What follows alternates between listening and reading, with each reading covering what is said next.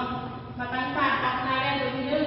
มันจะสะท้อนแสงอยู่หลังแว่นตัวที่หนึ่งนี้ก็คือ A1 เมื่อเราถ่ายรัศมีแสงจาก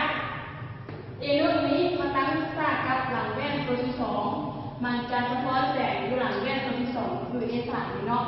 แล้วเรามาสังเกตแว่นเทียนที่สองเนาะ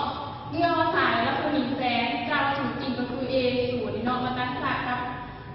แว่นเทียนที่สองมันจะสะท้อนแสงอยู่หลังแว่นตัวที่สองก็คือ A2 เนาะเมื่อเราถ่ายรัศมีแสงจาก A2 นี่เนาะมาตั้งฉากกับหลังแว่นตัวที่หนึ่งนี้มันจะสะท้อนแสงอยู่หลังแว่นตัวที่สองก็คือ A3 เนาะแสดงว่าจุดเป็นกันโคงจุดตัดกัน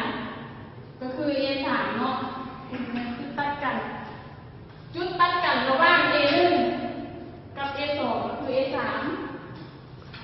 สรุปว่า